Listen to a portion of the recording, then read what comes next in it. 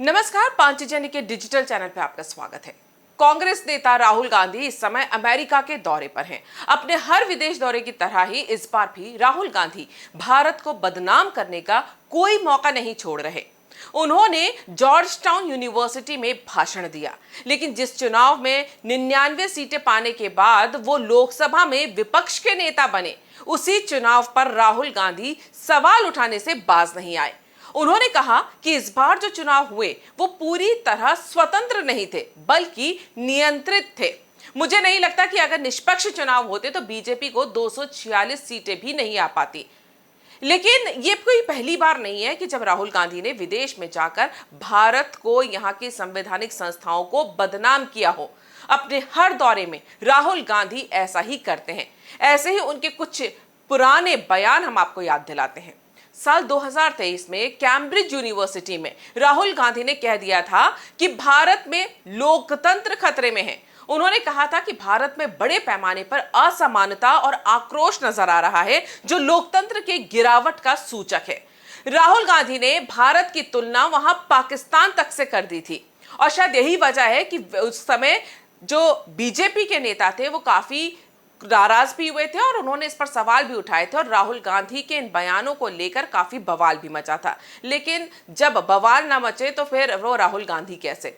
राहुल गांधी ने जर्मनी में एक सवाल के जवाब में कहा था कि देश में साल 2014 में आई मोदी सरकार दलितों, आदिवासियों, अल्पसंख्यकों को दबाने का काम कर रही है। उन्होंने कहा था कि इससे पहले जितनी सरकारें आई थी इन लोगों के उत्थान का काम किया था, लेकिन मोदी सरकार इन्हें दबा रही है। इसके अलावा राहुल गांधी ने ब्रिटेन में भारत सरकार पर जासूसी करवाने का आरोप लगाया था। उन्होंने देश के अफसरों को फोन पर संभल कर बात करने की सलाह तक दे दी थी। राहुल गांधी ने कहा था कि भारत में लोकतंत्र के साथ खिलवाड़ किया जा रहा है।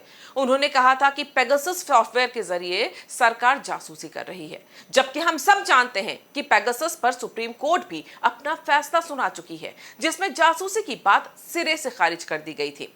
इसी तरह आपको राहुल गांधी का ब्रिटेन दौरा भी याद दिला देते हैं, जहां लंदन के थिंक टैंक चैथम हाउस में वो बोल रहे थे, और इस दौरान उन्होंने ये कहा था कि भारत में डेमोक्रेटिक कंपटीशन का तरीका पूरी तरह से बदल गया है। इसका कारण आरएसएस नाम का एक संगठन है, और उन्होंने आरएसएस को एक कट्टरपंथी और फांसीवादी संगठन बताया, जिसने भारत की लगभग सभी संस्थाओं पर कब्जा कर लिया है। ये आरोप राहुल गांधी ने वहां पर लगाए थे। राहुल गांधी ने यह भी कहा था कि आरएसएस मुस्लिम ब्रदरहुड की तर्ज पर बना है।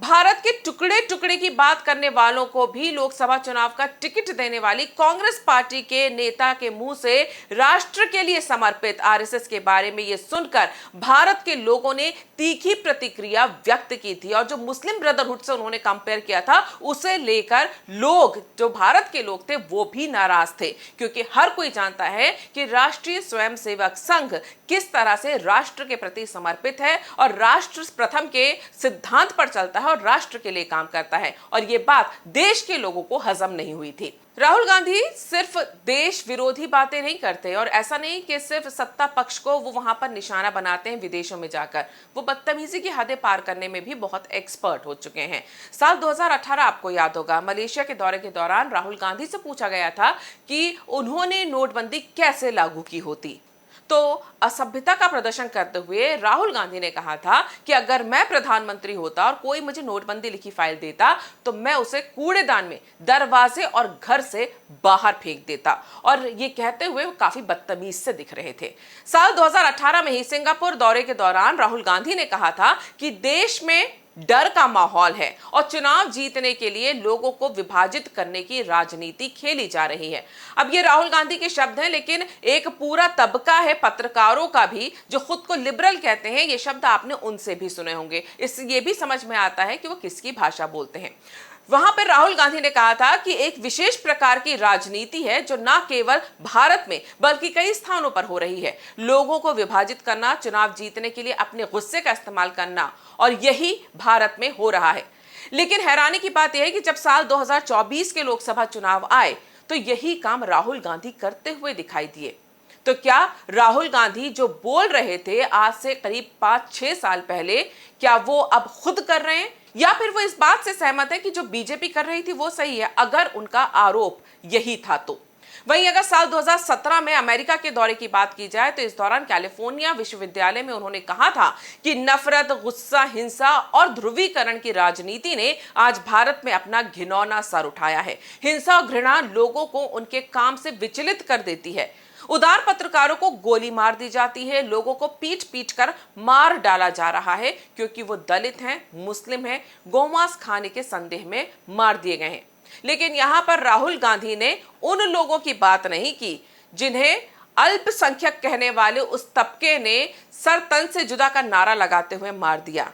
उन्होंने उन लोगों की बात नहीं की जो घर से निकलने की धमकी देते हैं। अगर आप ऐसी कोई भी बात कर देते हैं अल्पसंख्यक समुदाय के उस पंथ के बारे में जो खुद उनकी किताबों में लिखी है, और जब हिंदुओं पर हमला होता है तो राहुल गांधी चुप रहते हैं, विदेश तो क्या देश में भी कुछ नहीं बोलते हैं। तो ये राहुल गांधी का पुराना रिकॉर्ड रहा है। बात वो करते हैं मोहब्बत की, राजनीति की, मोहब्बत की बात करते हैं। जब देश के बाहर जाते हैं तो नफरत की बातें करते हैं, नफरत के बोल बोलते हैं और निशाना वो साधना चाहते हैं बीजेपी पर, लेकिन वो देश विरोधी बातें करने लगते हैं और देश को ही निशाने पर लेने लगते हैं। आपको हमारा वीडियो कैसा लगा? अगर पसंद आया तो आप इसे लाइक करें, शेयर करें, हमारे चैनल को सब्सक्राइब करें। धन्यवाद।